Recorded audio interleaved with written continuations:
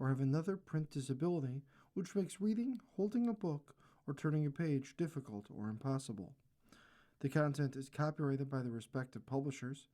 For more information, please visit us on the web at nfradioreading.org. Hello, this is Michelle, and for the next hour, I'll be reading from the July 26th issue of the Sunday Gusto from the Buffalo News on the Niagara Frontier Radio Reading Service. Cover story: Eternal Odyssey. These retellings bring Homer's epic into the modern age by Jim Beckerman. A good story never gets old, but a great story always gets new. A classic like Odyssey inspires people to update it, rework it, mine it for contemporary meanings. It's one thing to make a movie of Odyssey and call it The Odyssey, as Christopher Nolan has done with his blockbuster now in theaters. It's another thing to tell The Odyssey in disguise, which people also love to do. Here are some classic examples. Ulysses, 1922. In James Joyce's novel, a seminal work of 20th century fiction, Odyssey is Leopold Bloom, a nondescript Jewish salesman whose 24-hour ramble through Dublin, dropping in on a funeral here and a brothel there, is the most famous day in literature. June 16th, Bloom's Day. The adventures in this modern Odyssey are little ones. The world has gotten a bit tamer since Homer's time. Joyce also gives us a Penelope, played by Molly Bloom, and Telemachus, played by Stephen Dedalus. Dr. Cyclops, 1940. Available to stream on Prime Video. This neat little bee picture, the first sci-fi movie in color, concerns a mad scientist played by Albert Decker, who miniaturizes people to the size of dolls, just as Odysseus and his men defeat the Cyclops by putting out his eye. So these little people defeat the doctor by breaking his glasses. Contempt, 1963. Available to stream on Tubi. Jean-Luc Godard's film is about a Hollywood director played by Fritz Lang who wants to film The Odyssey, but it's also a version of The Odyssey with the screenwriter hero Paul, played by Michael Piccolo, worried that his wife Camille, played by Brigitte Bardot, will succumb to her suitor, a flashy producer played by Jack Palance. The film, incidentally, was inspired by real events. There was a Hollywood movie version of The Odyssey, played Ulysses 1954, starring Kirk Douglas, Alberta Moravia, who wrote the book on which Contempt is based, worked on the Ulysses screenplay. Carlo Ponti produced both films. 2001, The Space Odyssey, 1968. An astronaut played by Keir Delia on a hazardous voyage battles a one-eyed monster. Hal, 9000, in order to survive and reach his home. Earth, like Odysseus, he comes back a near god transformed via alien intervention into a superior being. In Arthur C. Clarke novel, the parallel is even more explicit. The returning star child sets off Earth's orbiting nuclear warheads, riddling the world of them, just as Odysseus rides Ithaca of the parasitical suitors who are despoiling his house.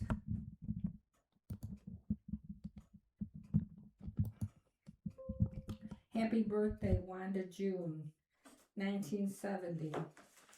Kurt Vonnegut's stage comedy filmed unsuccessfully in 1971 concerns a braggadocious big game hunter presumed dead who reappears to find his wife Penelope being courted by a pacifist and a vacuum cleaner salesman. The toxically masculine hero was modeled on Hemingway, but he's also clearly Odysseus. Oh Brother, Where Art Thou? 2000. Available to stream on Prime Video. George Clooney plays a character named Ulysses, an escaped convict, who encounters sirens, three seductive lady singers, a cyclops played by John Goodman as a one-eyed Bible salesman, a blind prophet played by Lee Weaver, and assorted other Odyssey-inspired characters on his way to reunite with his wife Penny.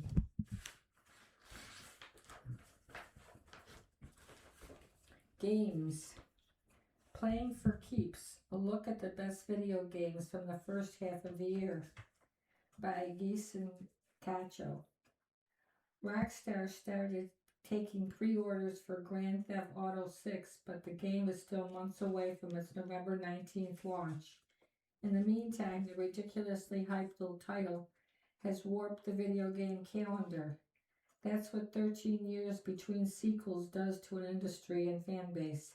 The demand is generating its own undeniable gravity, and publishers are treating it like a black hole, an object best avoided. Even Call of Duty, a game that often owns November, shifted its release date because Microsoft doesn't want it drowned out by the GTA 6 hype. Though 2026 will be dominated by one game in its later half, the first half of the year has been stellar, with several games likely to appear on the end of the year list. Here are 7 that stand out. Pokemon Pokopia, available on Nintendo Switch 2. At first glance, this Pocket Monster spin-off seemed like the franchise take on Minecraft, but it ended up being so much more. Developed by the team behind Dragon Quest Builders, this title puts players in the role of a special Ditto, which has the ability to transform in its former trainer. It's thrown into a world without humans. Players build towns across 5 biomes and attract new creatures to these areas. It scratches that cozy game itch and one-ups other games such as Animal Crossing by offering a more granular crafting experience.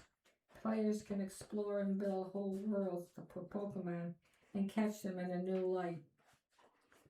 Saros, available on PlayStation 5. House Marquee made a name for itself with Returnal, a game that translates its trademark bullet hell gameplay to a 3D world. It was a brilliant effort that was mind-numbing hard. The studio's follow-up retains many of the same gameplay elements, but melds them into the roguelike structure of titles like Hades. Players take on the role of Arjun Devari, a solitary enforcer who lands on the alien planet of Carcosa to investigate what happened to previous colonies.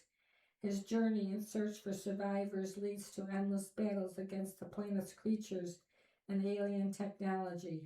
Players will die, but the campaign rewards those who try again and make long runs, making a tough game more approachable. Monster Hunter Stories 3 Twisted Reflection, available on Nintendo Switch 2, PlayStation 5, and Xbox Series S and PC. With each sequel, the spin-off to Capcom's popular action role-playing game has slowly established itself as its own bona fide franchise. This third entry is where the series spreads its wings, offering players a larger, more elaborate world and a deeper and more refined combat system. Players take on the role of Royal of Azuria, who also leads a team of rangers. They are protecting their kingdom from a phenomenon known as the Crystal Encroachment, which has devastated their neighbor, Vermeil. A conflict between the new nations sends the royals and the rangers on a quest to stop the war, and it reveals a surprising aspect of the world. The story isn't the most enthralling part of the game. Rather, it's the numerous monsters that one can capture and power up that hook players and give the game a Pokemon vibe. 007 First Light, available on PlayStation 5, Xbox Series X, and S and PC, with the Nintendo Switch 2 version coming later. It has been ages since an original James Bond game was released, and this IO interactive release manages to capture the essence of the famous spy better than any past release. In other games, players just dash from one action sequence to another, while this entry offers a more well-rounded take on Bond. It follows 007 at the start of his journey into the world of Cloak and Dagger, and instead of getting into gunfights and car chases, players have to actually be stealthy and outthink the villains. The studio uses its background with Hitman to create a brilliant adventure that blends spying, shootouts, and wild pursuits into a compelling adventure that's just as good as anything on film. Resident Evil Requiem, available on PlayStation 5, Xbox Series X and S, PC, and Nintendo Switch 2. The popular survival horror franchise is celebrating its 30th anniversary, and this new entry is the perfect way to do it. This chapter cohesively combines elements of past games, bringing together first and third person perspectives and integrating them into a story that brings back fan favorite Leon Kennedy and a new protagonist, Grace Ashcroft. While it melds survival horror and action elements, Requiem also introduces crafting mechanics and more intelligent infected and creatures that add new wrinkles to combat and level design. Pragmata, available on PlayStation 5, Xbox Series X and S, PC, and Nintendo Switch 2. Capcom's other major release is a new property that seemed gimmicky at first. In this third-person shooter, players take on the role of Hugh Williams, who's part of a lunar team investigating the loss of communication at the Delphi Corporation. During his exploration of the moon base and its cutting-edge research into lunafilament, he discovers a young android girl whom he names Diana. Together they seek to escape the facility and the AI trying to kill them by 3D printing deadly robots. To defeat them, players must use Hugh's expertise in gunplay and Diana's hacking abilities. At first it feels clumsy, but the more players delve into this world, the more they'll appreciate how the game forces them to make strategic decisions while avoiding adversaries. Forza Horizon 6, available on Xbox Series X and S and PC. Playground Games' latest entry to its award-winning series is a love letter to Japan and the nation's car culture. The team brings the Horizon Festival to Tokyo and the surrounding areas, giving players miles of roads to explore and more opportunities to customize not only their cars but also their garages and in the state. The focus of Forza is racing, and players will find a plethora of competitions that take advantage of Japan's mountainous terrain and varied landscapes. When you think you've seen everything from Turn 10, the studio still manages to surprise players with showcase events and polished experience to find ways to make racing even more enjoyable. You are listening to a reading of articles and features from the July 26th issue of the Sunday Gusto from the Buffalo News. Music. Pictures. An evening with Dave Matthews Bands. Photos by Harry Skull Jr.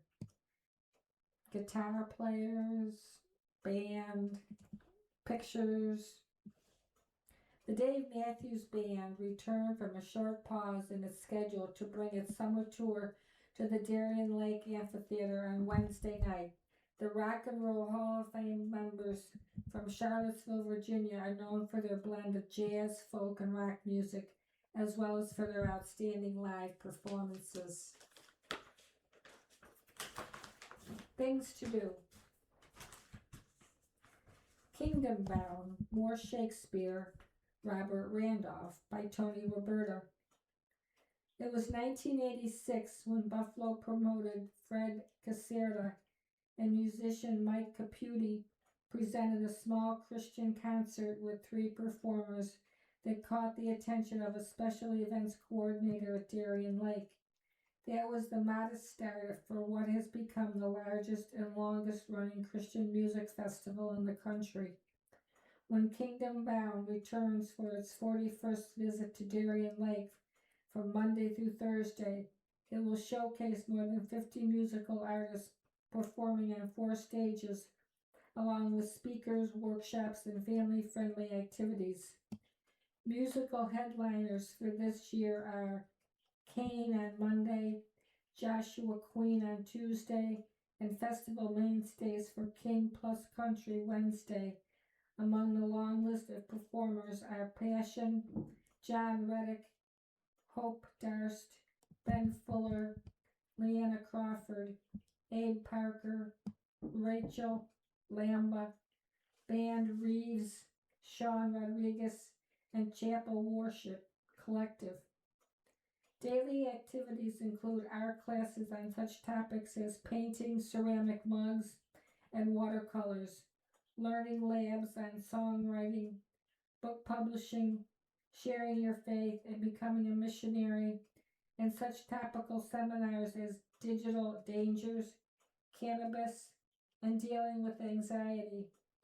The worship tent is open daily with early morning services, speakers, and late night jam sessions. Music starts bright and early at 9 a.m. on Monday with festival favorite Brothers McClug in the worship tent. KB Kids program is 10 a.m. daily in the Generations tent, where you'll also find the new Reach One Youth Experience for junior and senior high school students at 1 p.m. Kingdom Bound includes theme park admission. Camping is available. For tickets and the full daily schedule, visit kingdombound.org. Shakespeare in Delaware Park, The Taming of the Shrew, through August 16th on the Sauk Elkin stage near the Delaware Park Rose Garden. Taming of the Shrew is one of Shakespeare's most popular plays. It's also one of his most controversial, and there's a good reason for that, as fortune hunter Petruchio attempts to tame the headstrong Catherine, the shrew of the title, by any means necessary, including psychological abuse and sleep deprivation. Yet the story has never lost its appeal and has even been the basis for the lighthearted John Wayne Western McIntosh and the teen comedy 10 Things I Hate About You. Brendan DiDio directs Sandra Roberts as Catherine, Derek Emerson Powell as Petruchio, Bridget Turner as Bianco, Kevin Craig as Tranio, and Jack Hayes as Lucentio. Performances start at 7 Tuesday through Sunday. Bring blankets, chairs, and picnics. Robert Randolph with Damon Jackson Outcome, 5 to 8 Thursday at Fountain Plaza, Maine and Chippewa. Free outdoor concerts are a long-standing tradition. In Buffalo, they even feature Grammy winners.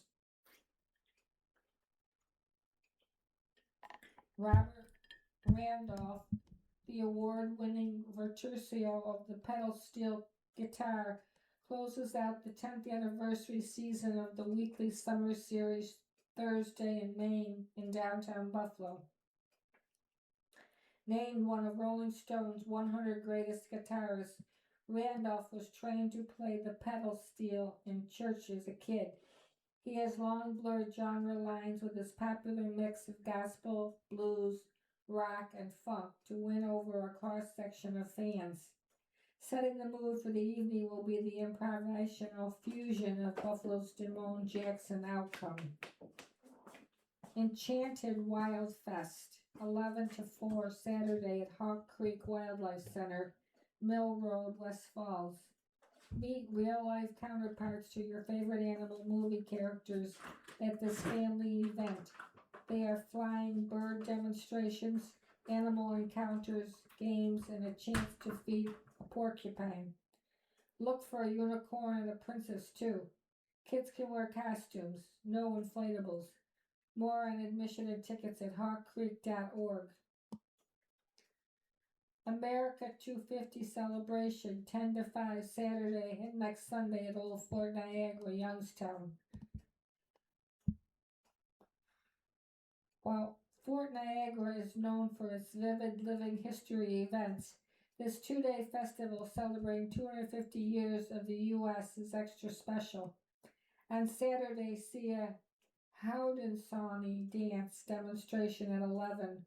Watch a recreation of the Native Council between the British and Native Americans that took place in May 1776 at the fort, drawn from original documents, and listen to John Adams read the Declaration of Independence at 1 o'clock. Both days will feature artillery and musket firings and other living history events. Buffalo Irish Festival, Saturday and next Sunday at the Buffalo Riverfest Park, Ohio Street. Held in the heart of our Irish country in the Old First Ward, the Buffalo Irish Festival has 2 days of music, dancing, cultural activities, and Gaelic sports, including a free sports camp for kids. The parade of county flags starts things off at 11:05 Saturday.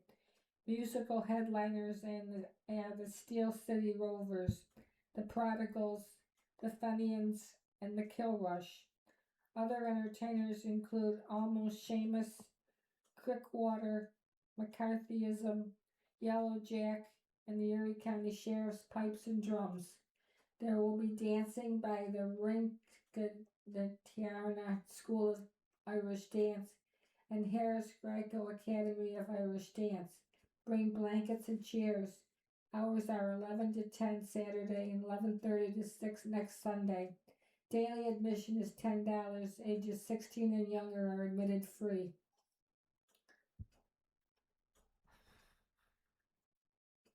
Buffalo Oddities and Curiosities Expo, 10 to 5 Saturday and next Sunday at the Buffalo Convention Center, Franklin Street. If the name of this event piques your interest, then this is for you. Organizers say this national touring event is for lovers of the strange, unusual, and bizarre. More than 200 vendors will sell unique items like funeral collectibles, preserved animal specimens, metaphysical accoutrements, Halloween-inspired art. There will be immersive experiences including tarot readings and sideshow performances. Extra ticketed workshops include a day-long taxidermy class and insect pinning class. For tickets and information, visit oddities.curiositiesexpo.com. Quick calendar. Buffalo Garden Walk continues today, Sunday, from 10 to 4 throughout Buffalo. Old Olcott Days continues today in the Old Log Cabin, East Main Street, Olcott. Memorabilia, displays, postcards, and photographs going back to 1900. Free trolley rides. Bangla Fest, 2 to 8 today, Sunday at Isle Park, Main Street, Williamsville. Music, food, cultural shows. Buffalo Philharmonic Orchestra, free concert at 7 p.m. today in Iowanda Park, Tonawanda. Orleans County 4-H Fair, Monday through Saturday at the Fairgrounds, Route 31, Albion. Cole Swindle Country Star performs at 7 p.m. Thursday in the Art Park Amphitheater, Lewiston, with Chase McDaniel. Just announced. Theater night at the ballpark, 5 p.m. August 21st, Salem Field. Presented by the Buffalo Bisons and Shays Performing Arts Center. First pitch 6:35 with the Bisons and Lehigh Valley Iron Pigs. Post-game fireworks. The Northern Pikes, Odds, Sass Jordan, and the Pursuit of Happiness. 7:30 October 9th at the OLG Stage, Fallsview Casino, Niagara Falls, Ontario. Swan Lake, performed by the United European Ballet Company, 7 p.m. November 20th at Shays Buffalo Theater, Main Street. Sean Cassidy, Unwrapped. Songs and Stories for the Holidays. 7:30, December 1st at the Western Riviera Theater, Webster Street, North Tonawanda. Christmas on Ice, November 26th through December 20th at the Avalon Theater, Fallsview Casino, Niagara Falls, Ontario. Riviera Theater, Western, just announced. The Musical Boys, and then there was Phil, February 19th and 20th. The Rascals, 60th anniversary, March 6th. Following events are on tickets on sale now.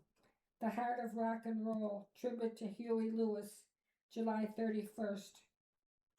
Montgomery Gentry, featuring Eddie Montgomery with special guest Jeffrey Steele, August 6th.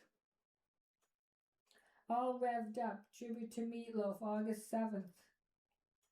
Sugar Hill Gang, Furious, the Hip Hop Legends, live in concert, August 8th. Bruce Hornsby and the Noisemakers, August 11th. E.T. the Extraterrestrial, August 12th. Barry Manilow, tribute to Barry Manilow, August 14th. DSL, Dire Straits Legacy World Tour, August 15th. Queen Nation, August 28th, 29th, and 30th. Shady, live band tribute to Eminem. Absolute Adele with Jennifer Celia, September 19th. You are listening to a reading of articles and features from the July 26th issue of the Sunday Gusto from the Buffalo News.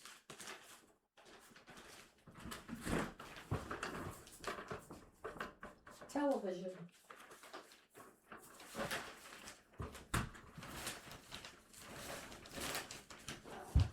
The Hawk. Will Ferrell's new series, Teased Up Silly, by Robert Lloyd. The Hawk, a 10-episode series, now streaming on Netflix, is a golf comedy, a Will Ferrell comedy, and most to the point, a Will Ferrell golf comedy, following in the line of such sports-themed Ferrell films as Blades of Glory, Talladega Nights, The Ballad of Ricky Bobby, and Semi-Pro, and At a Stretch. Eurovision Song Contest, The Story of Fire Saga. It has the advantage of concerning a sport the actor loves and plays, making it feel affectionate and informed, even as it creates its own silly world. Ferrell plays Lonnie the Hawk Hawkins, whose career cratered in 2010 after he choked on the 18th hole at Pebble Beach, missing a 3-foot putt on the verge of a career grand slam.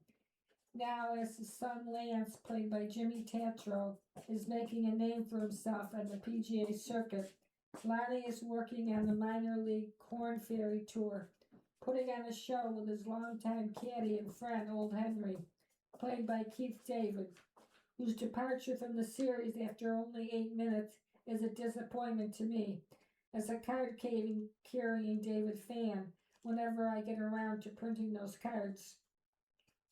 But it clears the way for Fortune Findster Sam, who just happens to be fixing her car in a Walmart parking lot where Lonnie has parked his tour bus, to become Lonnie's caddy. She knows nothing about golf and can't catch a golf club on the fly, one of Old Henry's tricks, but she has the proper sense of fun and some good ideas. Lonnie's dream is to get back on the PGA Tour and claim that elusive Grand Slam.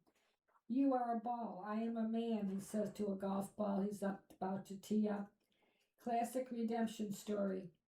It's no spoiler to say he'll make it back to the PGA, because there's no show without it. Besides Lance, his rival there is the player he lost to in 2010, Golden Fisk, played by Luke Wilson, whose brother Owen starred in last year's golf comedy Stick. Lance is engaged to Natalie, played by Caitlin Traver, an aspiring wellness influencer who policies his eating and drinking and conducts him in his manifestations. But happily they don't play her as too much of a caricature. All Lance really cares about is golf, unlike Lonnie, who mostly cares about golf but spends the whole series trying to get closer to his son. He's excited about the chance of their playing together. We both can be great, says Lonnie, comparing them to LeBron and Bronny James. We're not on the same team, Lance, less excited points out. Molly Shannon Farrell's old Saturday Night Live castmate and superstar co-star plays Stacy, Lance's overly doting mother, and Lonnie's not quite ex-wife. He's dragging his feet on the divorce. He's still into her. She's looking for a company to distribute an alcoholic iced tea she calls Teed Off, and is in a vaguely defined relationship with traveling companion Radford, played by David Hornsby, a genial, gentlemanly sort, often seen reading a book. Andre Gil's The More Immortalist, E.M. Formers Maurice. I meant to suggest he's gay. As with Natalie and Golden, he isn't the caricature another series might make him. In fact, apart from Chris Parnell's snobby board member, Anton, who hates Lonnie and his fans, whom he describes as low-class t-shirt wearing, beer-drinking idiots in their cut-off jeans and flip-flops, most every character exhibits at least a suggestion of human decency. A big galoot, though with good golf form, Farrell again plays a sort of overgrown child. He executes some inspired business with a hand stuck in a pickle jar and then mangled in a car door, a wound he dresses himself with Paw Patrol bandages, electric tape, and newspaper. Lonnie's narcissism is so jolly and inconclusive. He assumes he's a party everyone wants to attend, that it reads like a kind of innocence. Shannon, who's given a bounty of graphic dialogue detailing the violence she'll wreak if someone does or does not do something, is a hurricane. And Feinsteiner, whose journey this is as much as anyone, gets a part with lots of shades to play. She and Farrell are the heart of the show. The health of their relationship matters more than who wins a golf game, a theme certainly of many a sports story. It isn't perfect. There are occasional problems with the mechanics of the plot, threads that trail off into nothing after coming from nowhere. Some scenes seem to contradict what we've seen before, especially when it comes to Lance, who has a gambling problem that comes and goes depending on what the writers need him to do. Not everything aligns perfectly, and I found the climax wanting. Unlike an actual sporting event, of course, the outcome is engineered, which doesn't make the golf scenes less suspenseful or exciting for the viewer. Created by Farrell with Harper Steele, who wrote at Saturday Night Live when Farrell acted there, and his co-star in the 2024 documentary Will and Harper, and frequent Farrell collaborator Chris Henchy from The Hawk, is sentimental and juvenile. That isn't a criticism, it's pee and poo, and erection jokes delivered with great vigor.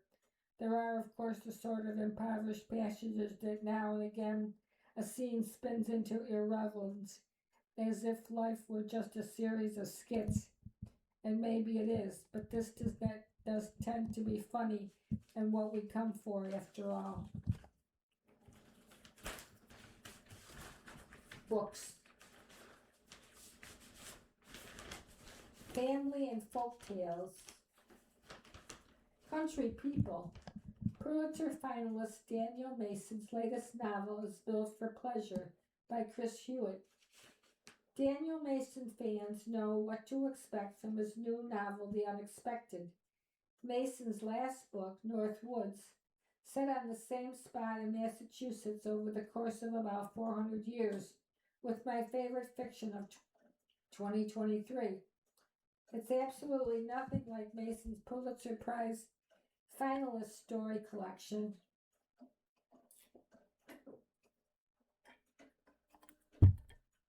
A Registry of My Passage Upon the Earth, which echoes the fantastic tales of O. Henry and Edgar Allan Poe, and absolutely nothing like his new Country People. His latest is built for pleasure.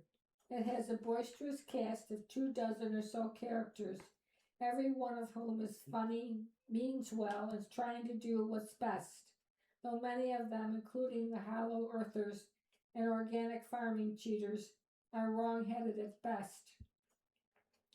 Its tone is bright and forgiving as a wayward academic named Miles moves with his professor wife and their 2 small kids from California to a town in Vermont. It's Mason's first book that would not be categorized as historical fiction, and I guess it does have one thing in common with his previous work. It's so willing to follow digressions and shaggy dog stories that it can feel like North Woods, a registry, and other Mason works, somewhere in between a novel and a story collection. The digressions include a charming peek into rehearsals of a grade school production of Midsummer Night's Dream meetings with a group of locals who have very odd ideas about how the world works, talk radio broadcasts, Miles's multiple attempts to determine the subject of a doctoral dissertation he's been working on for a dozen years, and rat lines which are discovered in Miles' family's new home, but about which the less said the better.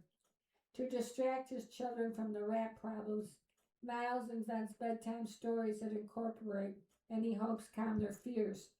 Storytelling is a major concern of Country People, which Miles narrates with a droll sense of wonder, as in a hike where he's given a choice between learning about trees or hearing a probable fictional story about a K-pop star's distress and a previous hike. Miles chooses the entertainment fiction. Throughout the book, there's a sense of what a kindness it is, and when we distract, inform, delight each other with stories. The people in Miles's group meetings may not all believe the outlandish things they say, but investigating conspiracies makes them happy. Everyone knows Midsummer isn't a true story, but it contains truths about human behavior.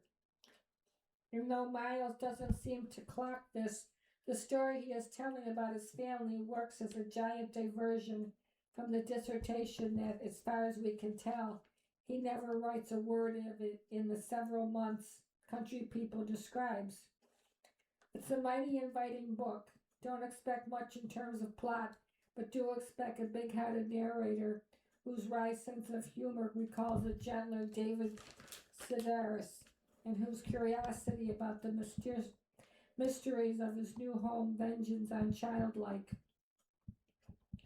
The fairy tales he hears and tells nudge him in a healthier, more productive direction, a place where he comes to realize that perhaps our world and our families are magical enough.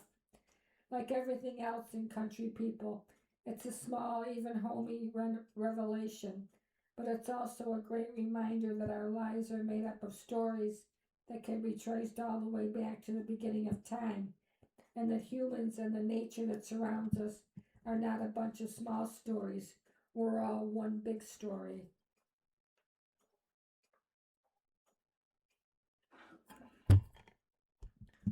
Books. Bruce Exploring Wonderland by Bruce Miller. When Kylie Cantrell heard the next edition of Descendants was headed to Wonderland, she was sure producers would say, "Just work with this piece of green tape and make do." When she and the others got on set, it was a full Technicolor world, right down to the accessories at the tea party. It was definitely credit to director Jimmy Gatewood, who insisted everything had to be there, Cantrell says. The props had to be real. Everything had to be tangible. It just makes it so much more real. The set for Descendants, Wicked Wonderland, was so exacting that other actors figured they'd have to pretend some of the props worked. While sitting at a tea table, Dayton Paradis, one of the actors playing the Sneeze, grabbed the teapot and jumped it on his face, not thinking there was any liquid in it. "It was full," says Leonie Segura, who plays Pink, Red's sister. "He just froze and everyone was staring at him." The actor had to change clothes before they could shoot a second time. Malia Baker, who plays Chloe, Cinderella's daughter, went through hours of makeup to give her character that regal, sparkly look. At some point, you just kind of get used to being in the zone, she says. Kiara Romero, who plays Hazel Hook, daughter of Captain Hook, wore a heavy costume during the big dance numbers. I didn't get to dance with the wig until day one, she says. It dropped and everyone had to run off. They had to re-sew it on my head. There was definitely a learning curve. Segura says Romero had to do some rope work in large boots that were very grippy. They stuck to the ground, Segura says. She had to slide on the ropes and they took her literally, but she did it. In addition to the elaborate costumes and sets, the actors had to learn intricate choreography and songs. There's a lot to remember, but after a certain point it just becomes muscle memory, says Cantrell, who plays Red, the daughter of the Queen of Hearts. We have this month of preparation before we actually start filming, where we're learning the dance moves and learning the songs and like drilling it every day. It's like our boot camp. For Alejandro Bird, who plays Luis Madrigal, the son of Luisa Madrigal, it was a test of his abilities. Using that BFA to sing, act, and dance and go, go, go, he says. The University of Michigan prepared him for Wonderland. Absolutely, he says, go blue. Segura, who has roles in other Disney projects, including Camp Rock and High School Musical, the series, says the productions come with high expectations. Good music is good music. Good dancing is good dancing. But Descendants is very elevated, Segura says. Toss in superstars Rita Ora and Brandy as the Queen of Hearts and Cinderella, and Wicked Wonderland is more than just a TV movie. We had 200 plus dancers in the background, Segura says. It was over the top, so amazing, so huge, and we were all excited to be there. It was like the first day of school.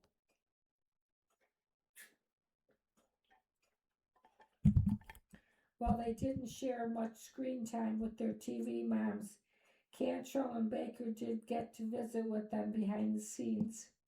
Being able to evolve a relationship with the person who plays your mom means a lot.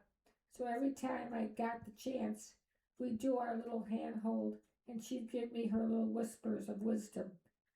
So what does she say? If Brandy whispers something to you, you cannot reveal that, Cantrell adds with a smile. You just have to talk to her, Baker says.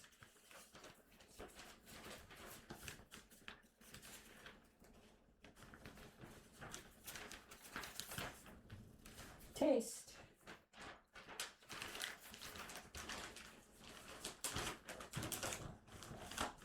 Grange Teen repeats formula for success in Lancaster. From the corner seat, where two sleek wood benches form the L, Wayland Brewing's new Lancaster tap room did not look like a typical brewery meets burger joint. It almost doesn't look like it's from this era. Dark wood panels on every wall bleed into benches, chairs, and round stools of the same hue. The floor is a speckled shade of sienna. The bar is pale yellow tile. The bar stool legs are thin silver rods. Hanging orbs lend ambient light to the darkened dining room like a series of sunlit moons. Far from the gray industrial design that became ubiquitous with breweries, and not what you'd expect from a place with bro in the name. Wayland looked like my apartment inspiration photos. It looks like Pinterest. Wayland Brewing has its finger on the pulse is not a surprise. These are the people who opened the Grange Community Kitchen, bringing wood-fired pizza and craft cocktails to the freshly revitalized village of Hamburg in a space with creamy white walls and blonde wood. The Grange took the best elements of the era's modern farmhouse trend and infused its own dose of Scandinavian hygiene. The design holds up a decade later. Wayland's Lancaster Tap Room is similarly fresh, with Wayland Brewing Lancaster ex Buffalo Bros Burgers, a collaboration between brands and brothers. The Grange team is repeating their formula for success with a new concept in a different village. Lancaster's momentum, fueled by millions in state revitalization funding, reminds Wayland Brewing co-owner Brad Rowell of Hamburg's upswing when he first opened. The Grange Wayland's new location, replacing Lily Bell Meads at 11 West Utica Street, shares a street with relatively new businesses in new buildings such as an ice cream shop, Mexican restaurant, and non-alcoholic bar. Most of the Grange's restaurants are in vibrant rural or suburban downtowns. Rowell and co-owner Karen Dejanovich know how to make a restaurant that people want to visit. Dejanovich flexed her skills at Elmwood Village's Mirror, where she and Rowell are partners, by transforming a Greek diner into a moody, romantic restaurant that's still difficult to get a reservation at 9 months after the opening. Wayland Lancaster looks like Mira's younger sister. The design is Wayland, the drinks are Wayland, but the food, that's all Buffalo Bros Burgers, owned by Rowell's brother, Corey Rowell. The burgers are smashed into thin patties, their edges charred. They're stacked either 2, 3, or 4 patties per burger, and often slathered with a tangy mayonnaise-based bro sauce, and topped with things like candied jalapenos, fried mozzarella, pimento cheese, shaved onions, and Melba sauce. Burgers are between $9 and $17. A veggie burger topped with the classics American cheese, sweet pickles, and bro sauce costs $10. Gluten-free rolls can be substituted for $2.50. Thick and moist fried chicken comes on a potato roll, plain for $11, drizzled with garlic fermented hot honey, and topped with garlic aioli and sweet pickles for $15, and with pimento cheese and candied jalapenos for $13. Sides come separately and equally classic and contemporary. McDonald's-style shoestring fries can be ordered with any of the 6 house-made other mayonnaise-based sauces. Bro onions is the perfect name for the heap of fried, pretty and pink pickled red onions, which taste like mild, deconstructed onion rings. The fried cheese curds are a nostalgic trip back to childhood for those of us raised on restaurant mozzarella sticks. This version is Wisconsin style, battered and richer than the breaded mozzarella sticks on many restaurant menus. Wayland's beers, many are lighter lagers and pilsners, a new hoppier pear ale, and some fruitier options like a guava sour, pineapple wheat beer, and mango klush are available in half sizes and regular glasses. In another indication of brewery evolution, the wine list includes white, red, rosé, sparkling, and orange wines from California, Italy, France, Argentina, and Austria. 3 cocktails are highlighted on the menu, including a thematic jalapeno-infused tequila and mezcal drink. Of course, some brewery hallmarks remain. Garage-style doors open onto a sidewalk patio. Out there, 3 men discussed a recent Band of Horses concert, and one of them described his kid's birthday party in classic millennium slang as having a big-ass twisty slide. But the millenniums have grown up. A newer, even more online generation has been of drinking age for nearly a decade.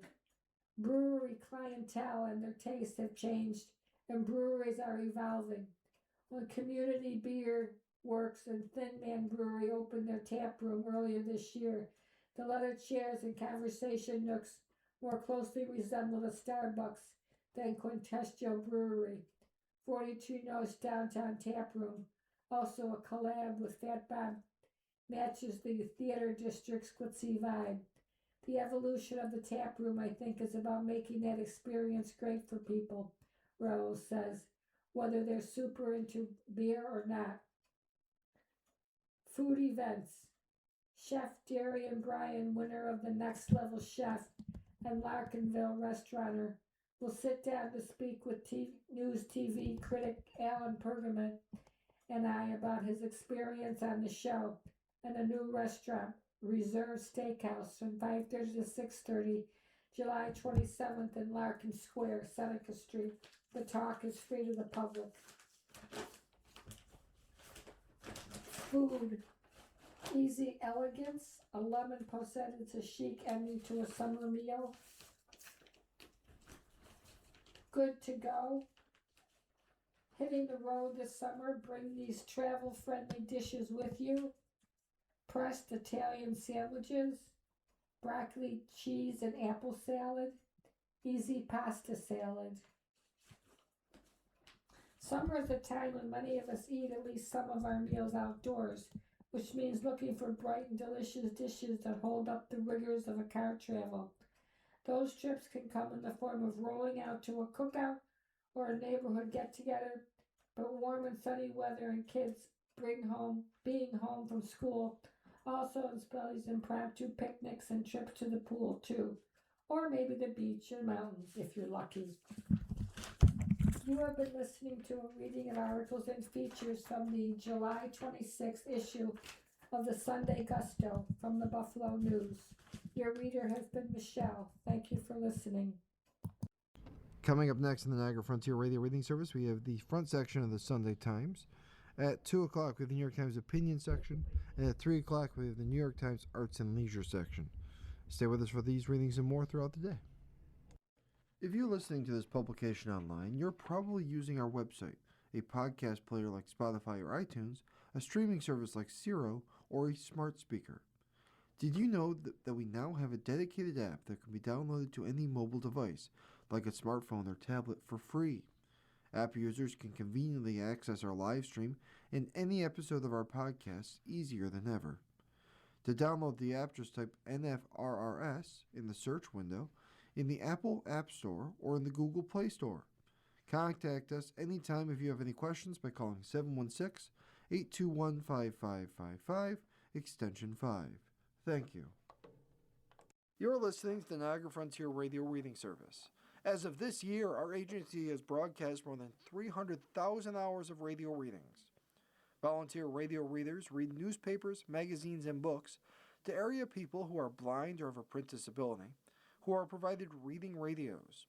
Radio Reading's broadcast signal is provided at no charge by WNED. Radio Reading broadcasts from studios at 1199 Harlem Road in suburban Buffalo. Please let others know about Radio Reading. It's your service. For more information on the Niagara Frontier Radio Reading Service, call 716-821-5555.